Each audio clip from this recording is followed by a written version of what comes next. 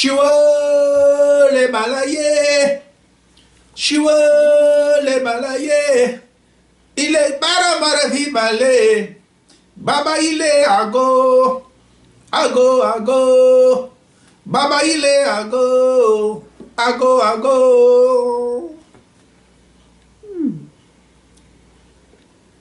Hello. Si a de fun le ba o, fe bon lezi oluwa, logo marun kaju baje, awa morere, ire jama o, ire fanwa o, ire jama o, ire. Oh, hello there. I was just sitting here, I was thinking about the beginning of the new year and all this kind of thing. And, the little Yoruba songs that ask the Legbao to open up the way for us and things like that. I'm on chapter 7 of the reading, and I'm going to do both of them, chapter 7 and 8. They're both short chapters. All right. But aside from that... you're all bundled up. Well, here I am in sunny California, which is not very sunny right now, not very warm.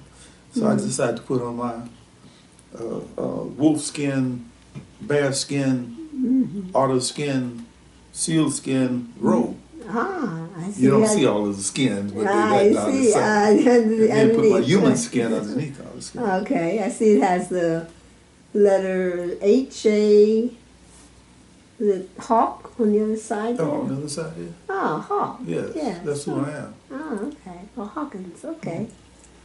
The underground, I prefer if they ever, we'll have to redo this, I would prefer underground hawk rather than underground master. I mean, who is a master? Okay, well, underground hawks are usually not. I think underground hawk would have some sort of mystical significance. I mean, whoever saw a hawk underground? Person who buried it. Oh, my goodness. You should come on. Underground master. All right. Underground master is much better, please. I think so. Well, okay. Okay. So I can appreciate hawk. You got that robe from your brother-in-law, right? My brother-in-law. Yes. Mr. Herb. Yes. Mosley. Yes. Mr. Herb Mosley, who sent us both robes. Yes. I see you're in yours too. Does that mean something? I happen to get mine. But you don't have hawk on yours. Though I am a Hawkins, thanks to you. Thank you very much. Going right along. All right. Into chapter 7. Chapter 7. All right. This one deals with how powerful creative strength can be. And the kind of changes that can occur as a result of it. Okay. But also I'll go on to chapter 8. The story, as most people know by now who've been following, is interwoven with things that are happening in this particular neighborhood with different people and different things. Bertha and her boyfriend Quindy are prospective would-be future poets, and this is where we begin. The chapter is called Poets and Revolution. Let me take a little taste of this ice cream here. Funny looking ice cream. Haagen-Dazs, great. Funny looking ice cream. Digger, brother. Little Miss Nitty Gritty's high-stepping in her shiny pink patent leather mini coat, strolling up 7th, trying to hook a trick. Dig sweet-mouthed Johnny and slick-head Sid off in their late model rides, going to collect their dues from the ladies. Dig 'em, brothers. They members of the Ghetto jet set. Dig young Bam, must be about 20, look like he's 30. And Baby June, too. Fiendish enslaved junkie hypes, running around city all night for the sake of some shit in a fucking spoon. Check 'em out, my man.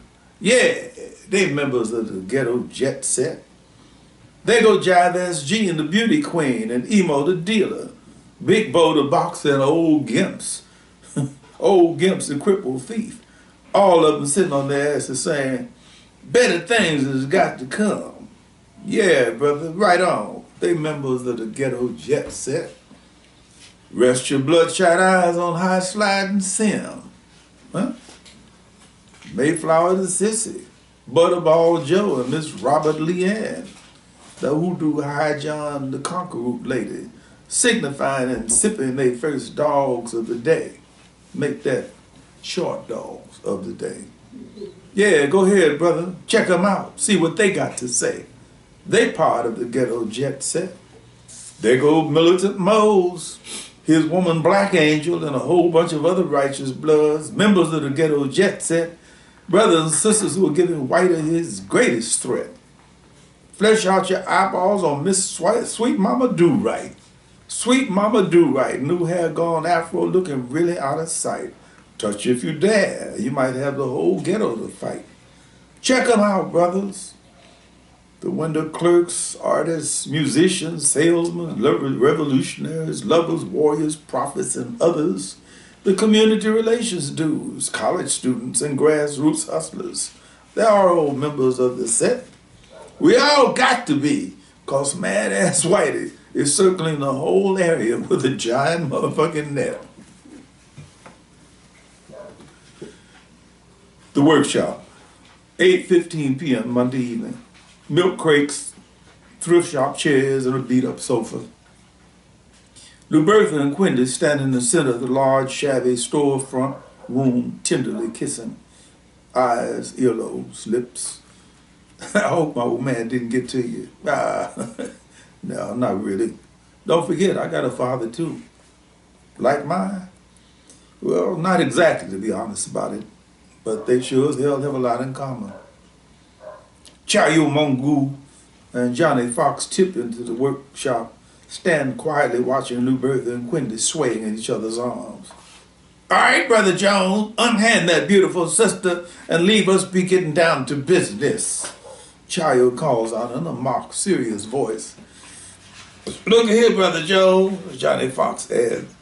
I thought this was supposed to be a writing workshop. Lubertha and Quindy drop their arms from each other's waists sheepishly, look at the two intruders in surprise. Right on, what it is, brothers?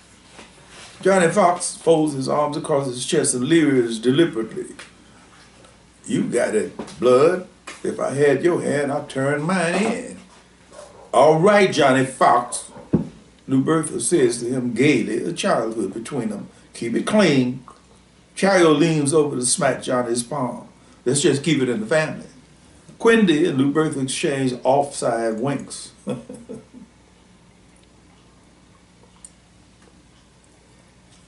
Other members of the writing group trickle in.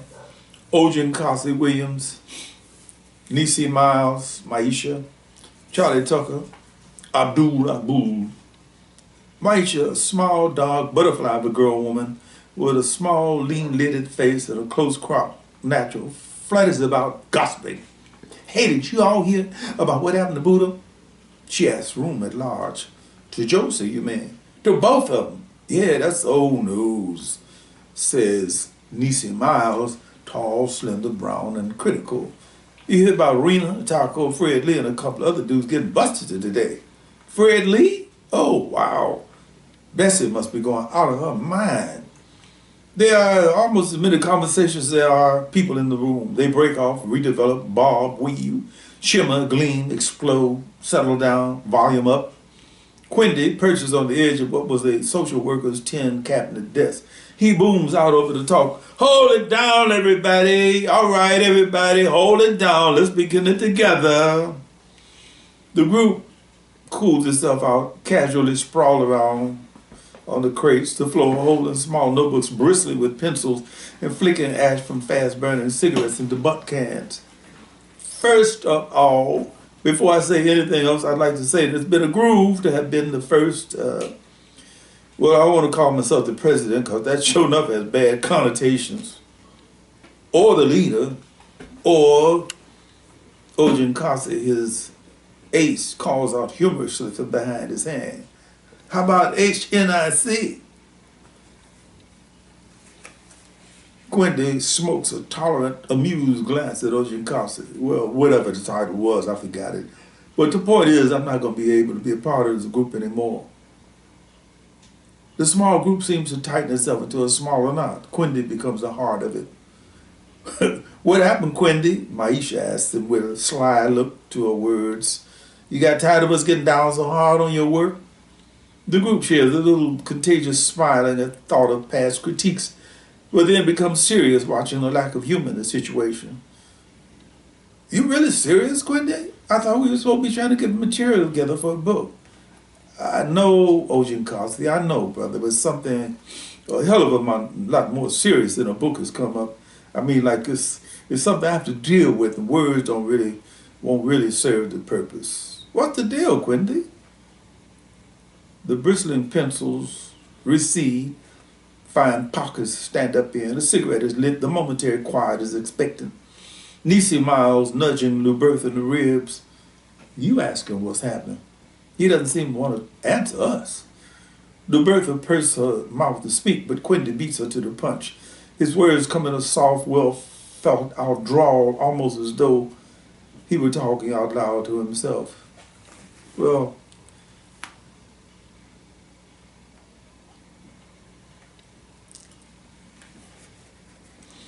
as you all know, the main reason why we got our group together was because each of us felt, obviously, that we had something to say. And the way we had chosen to say it was in writing. Besides that, I know we all want to speak out to fight the shit that's going down in our streets right now, right outside this door. A lot of people try to pretend that things are cool because they got a little bread or a car, something that cools them out. But if you have any sense in your head at all, you can check things out all around you and see that things definitely ain't cool. He pauses, reflects, and then with obvious heaviness goes on, looking closely into the faces of his friends. I'm not going to go into a long, drawn-out thing about what's going on in my head. I think everybody here knows about my brother. I didn't really believe he was hooked till last week. I opened the toilet door. How old is he, Quindy? Abdul asks, a mean look carved on his permanently scowling face. 15. 15 years old, and he's a dope fiend. Ain't that a bitch? When I found out, that did it for me. My mother's going to pieces. Well, anyway, I know I can write about it. It might be able to sell a story of my brother's addiction to some jive magazine. Odie pops in, thumbs down. No way, brother. They're only buying stories about little white middle-class junkies these days. Ain't you heard?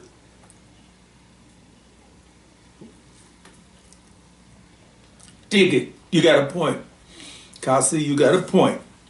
At any rate, due to the way things have gone down, I mean, like, I could stand around and rap with Rudy and the rest of the dudes who talk about wanting some changes all day long. And as far as I can see, it ain't gonna get me or any of us anywhere. So I've decided to join the blood circle. Lubertha's back straightens as she being proud that Quindy announced, we have decided to join them. Quindy studies Lubertha's face for a moment, surprised and pleased to see her devotion to him so openly expressed.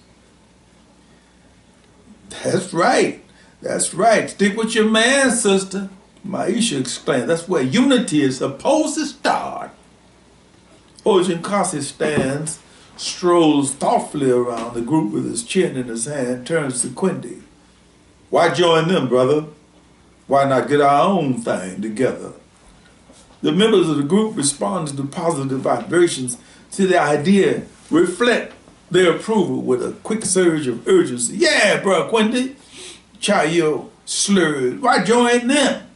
Quindy looks deeply into the faces ringed around him. Well, one of my big reasons is that I dig the way they take care of business. I mean, they seem to be the only ones doing something for themselves. Everybody's going around talking and begging. I still say, Odie pops back in, why join them? I think all of us here feel about as strong as you do about what's happening. Why don't we form our own group? Quindy probes the faces, notes the head bobbing in agreement, speaks coldly. I can dig it. But I think everybody should be made to understand one thing from the get-go. There will be no bullshit. If we come together as a group to solve some of the problems we have to deal with in our community, then let's work out ways to solve them right here in the workshop and then put theory to practice. Lou Bertha takes out a pencil, begins to scribble furiously, seriously. I think the first thing we ought to do is to make up a list of things that need doing. Who gonna be the leader?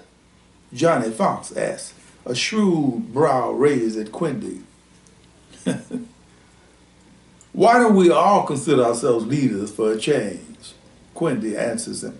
That way everybody has equal responsibility for whatever is done.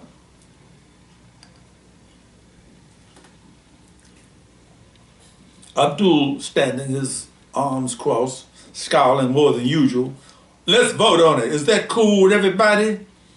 Everybody in the workshop quickly tears pieces of paper, writes a name, balls it up and tosses it into Charlie Tucker's hat. Roberta shuffles the hat around and begins reading a name with each scrap of paper. Quindy's name appears on all 9 scraps of paper. Ojin Kasig jokingly to Quindy, don't tell me you voted for yourself, huh? Why not? We want to make this a free country, don't we? Best place to start is with ourselves. Now then, let's start trying to work out a program. That was chapter 7. I'm going on to chapter 8, and there's very little I can say about it other than that it deals with an ordinary couple, Lucille and Fergy, and a development that happens with Miss Rabbit and the advice that she gave a young woman named Lena Daniels about how to resolve something. The slosh over, let's put it that way, starts off chapter 8 with a poem that was written in the Watts Writers Workshop years and years ago by me. The poem is called Uh-huh. Uh-huh. Uh-huh. Uh-huh. Huh? Uh-huh. Uh-huh. Uh-huh. Uh-huh. Uh-huh. Uh-huh. Huh? Uh-huh. Uh-huh. Uh-huh. Uh-huh. Uh-huh. Uh-huh. Uh-huh. No. Fergie, dressed in a tattered horse blanket bathrobe, stands at the west wall of his apartment building, shouting, God damn it, Milford, why don't you stop blowing that damn thing in the middle of the night? This could have been John Coltrane. Come on back to bed, Fergie. You know how inconsiderate that fool is. The best thing we can do is complain to the landlord again. It's really a sin and a shame we got to listen to that weird shit damn near every night.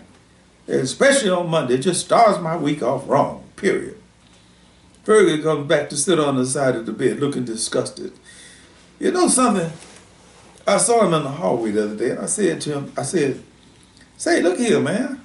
We all know you're hung up on that funny ass horn you're playing and all, but you start blowing that shit in the middle of the night when folks got to get up in the morning and we can't get no shut-eye. Now, how come, I asked him, how come you can't play in the middle of the afternoon? You know, when folks is at work. You know what he said to me? Dig, brother, he said. I plays when my thing comes down on me. When my thing comes down on me. That's what he said. Sometimes it'll happen in the afternoon, but usually it happens at night. And when it does, I just have to go on and deal with it. Go behind that, I just looked at him hard like he was crazy or worse and opened the door and came on in the house. Lucille lays her hand behind her rolled up hair, stares pensively into the ceiling for a moment. Baby, do you think he's playing anything worthwhile? I mean, every now and then he'll hit a pretty note for a minute or two, and then he just go right on back off again. Could be something wrong. I don't know if it's worthwhile or not. He could be the next Lester Young, for all I care. All I know is that it keeps me from sleeping. What is that thing he's blowing on anyway? Damn if I know. I heard him tell Lou Bertha one day that he needed a new reed for his bassoon. Boy blowing something called a bassoon. I don't know no Negroes blow bassoons.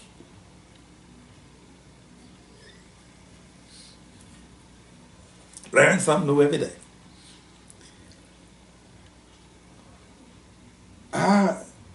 What is it? What in the world is it? I can almost see it in my mind's eye, but I can't quite describe it. It's something like a super clarinet. No, quite not one. One of those old weird foreign horns. The eerie, wailing sound from beyond the wall dies softly.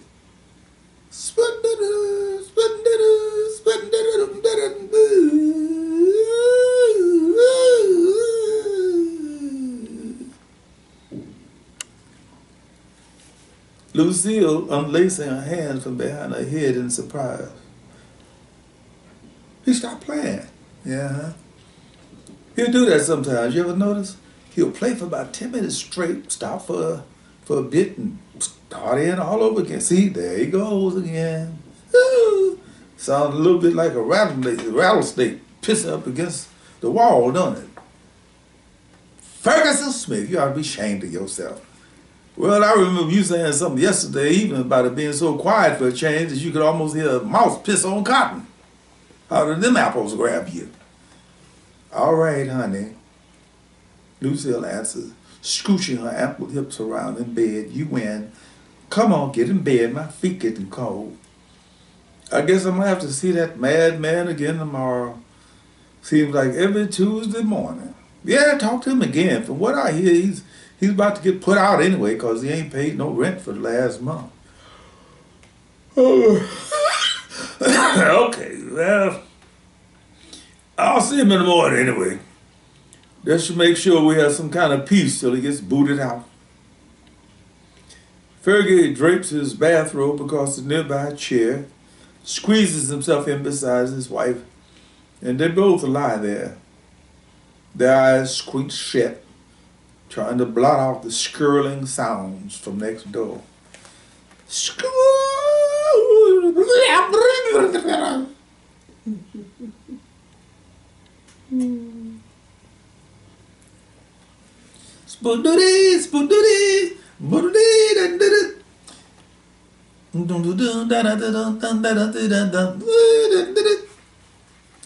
Milford Hawkins, baggy skivvies, a t-shirt 2 sizes too large for his bird-like frame, a 3-yard-long red, black, and green colored scarf wound around his neck, a Norwegian ski cap with pom-pom perched on his uncombed afro, lies tangled in a pile of bedding in a corner of his room, dreaming of his great work to come.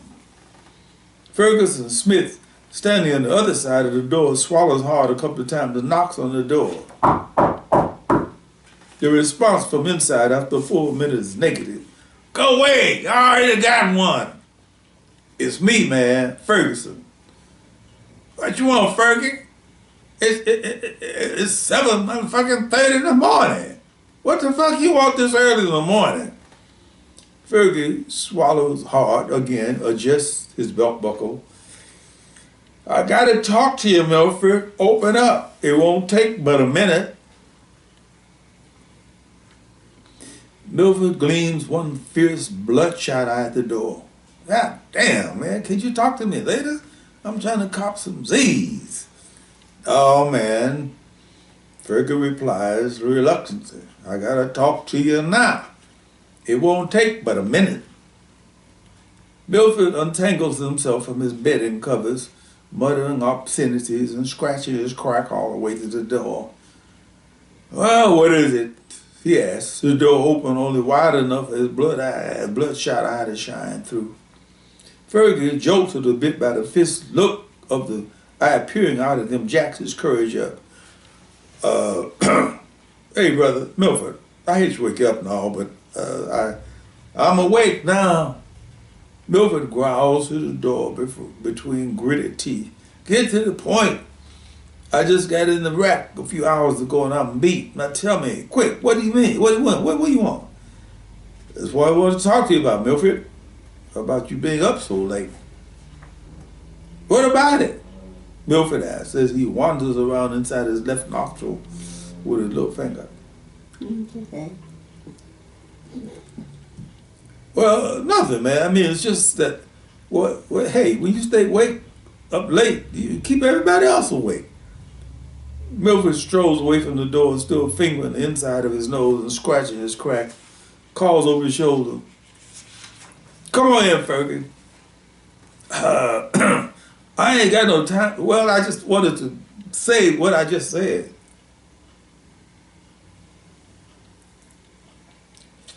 Come on in, man. There's a damn breeze blowing through this draft-ass joint. Fergie edges into the apartment hesitantly, casting surreptitious glances at the piles of crumpled paper, chicken bones, and cigarette butts scattered around, and Milford scratches his crack as he urinates into a milk bottle.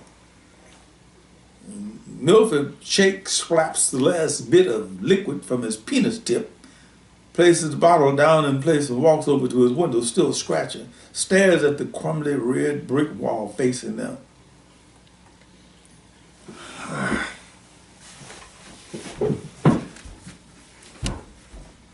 Brother, you know something? I told myself when I first moved into this joint, what was it, 4 or 5 months ago? 3 months ago. Fergie mumbles at him, trying not to wrinkle up his nose at the bad smells. You moved in March. 3 months. 90 long, hard, cruel fucking days and nights.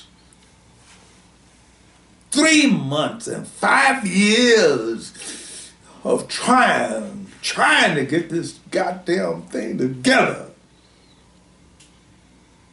Fergie, looking at a small regiment of roaches march across the foot of his shoes. What thing? Milford turned from a window to a table piled high with banana peels, dirty sock chicken bones, and music sheets. He digs his hands into the whole mess and starts flinging it into the air. This! God damn, this! Milford flings the sheets of music up again and again as Fergie pins him with a carefully controlled but scared expression on his face. Brother going nuts, right? Milford flings the last sheets of paper into the air, bats him around a bit, crumbles down into his bedding and begins to shed massive tears. Fergie bends to pick up a couple of the sheets, puzzled. What is the smell for all these sheets? It's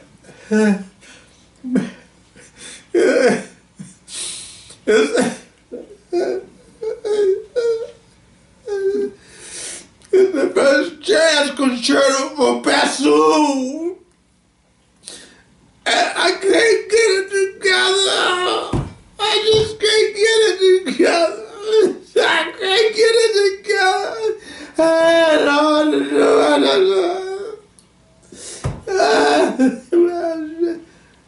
Fergie staring alternately at the sheets and at Milford's tear-streaked face. Anything I can do to help you, brother? Anything at all?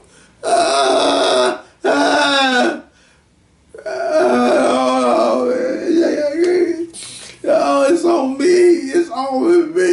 now you got it. Fergie gently releases the music sheets into the floor. Well, you know what they say. That's the way the cookie crumbles sometimes. My old man used to tell me you couldn't raise nothing unless you plowed up the ground first. Keep on working on it. It'll come to you. Watch and see. Well, I gotta be getting on. I'm late as it is. You take it slow, Milford. Be cool, okay? Milford looks up gratefully to Fergie, wiping his snotty nose on the end of his scarf. Oh. Yeah.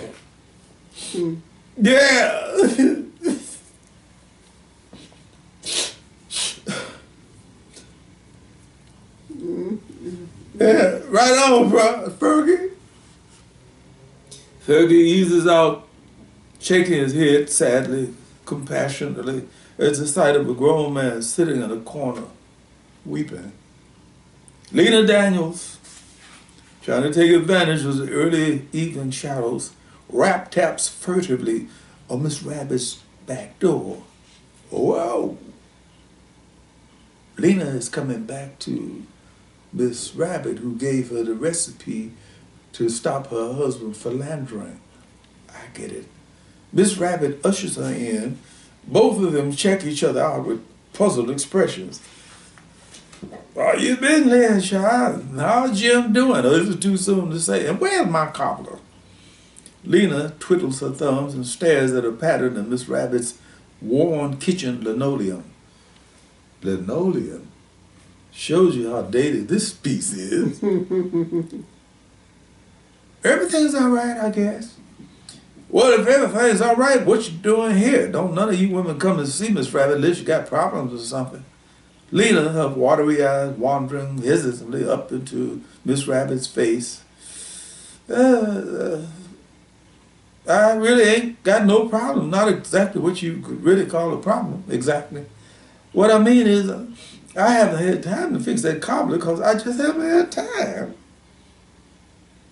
Miss Rabbit cocks her salt and peppered head at an understanding angle, beckons to Lena. Come on in, sit down, honey. Come on in, tell Miss Rabbit all about it. I ain't got but a minute. Jim is taking a nap right now, and he'll be waking up directly. What?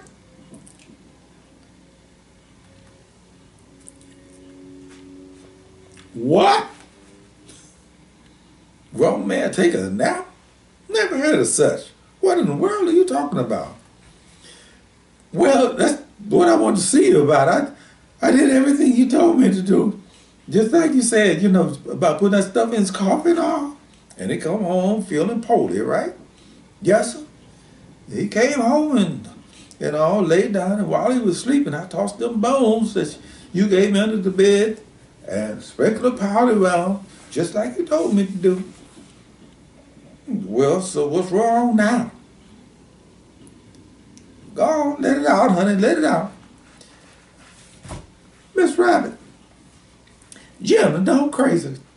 Every time I turn around, he got his arm around me. I'm just about, wow. I don't know what to do with that man. He wants to do it every 5 minutes. Yesterday he said to the kids, Lord Almighty. Miss Rabbit interrupts, holding her jaw in amazement. If this ain't something, Lena, when you toss them bones under the bed, did either one of them land crossways on the other? I don't know, Miss Rabbit. I didn't look. I just chunked them under there. And like you said for me to do. Quick, honey. Run home if you want a good night's rest and uncross them bones. That's what happened. Them bones landed crosswise. Crosswise, you get it? I bet you a fat man, Jim's main bone got stuck up in between there somewhere. Yes, Lord. Miss Rabbit, I'll bring you that cover on the weekend for sure. Thanks a heap. I was really beginning to get worried. If you had any sense, girl, today is just Wednesday. If you had any sense, you wouldn't uncross them bones till tomorrow or the next day if I was you.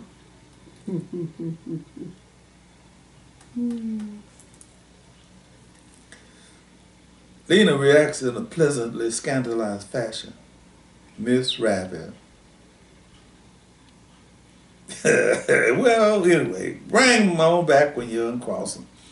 Bessie Mae looks like she's gonna be needing something whenever Fred Lee gets his real ass out of jail. How's Sugar Boy's foot? It seemed almost well. Got better almost overnight for some reason. The doctor thought, boy must have stuck in some of that powder you sprinkle around Jim's bed. You're right. You're right. You know something? He sure did. When Jim got in the other evening, Suki Boy hopped in to see what was wrong with his daddy. And that's right. That's what happened. He had to step in it. What kind of stuff is that, Miss Rabbit? You can tell me. I won't tell nobody else.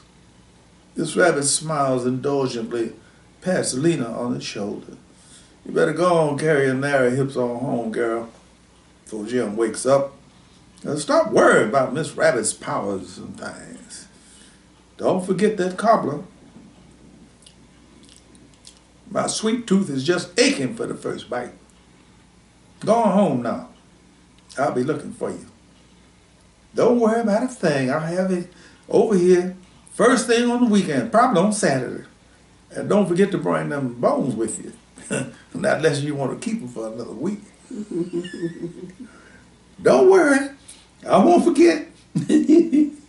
Good night now. Thanks again for everything, Miss Rabbit. You take care, Lena. Take care. Miss Rabbit says to her, letting out the back door into the alley. And I'm going to stop with a, what do you call it in the movie theater, a prelim into chapter 9. The chapter 9 chapter starts off with a little prologue I'm calling Blue Veins. Somewhere, Miles Davis is blowing a lovely old cut called Blue Haze. The sound of his horn is sharp and bell-like, but soft and deliberate as it snakes through the swarming streets, curling about the worn shoulders of ancient grandmothers carrying north side downtown shopping bags and gnarled fingers, trailed hip Zulu ladies, unnaturally beautiful in their glistening oil-shaded faces with their flaring nostrils and flanged behinds, and even seems to spur on the darting business of grimy little Afroid faces in slogan T-shirts who swoop bird-like in and out of the moving crowd.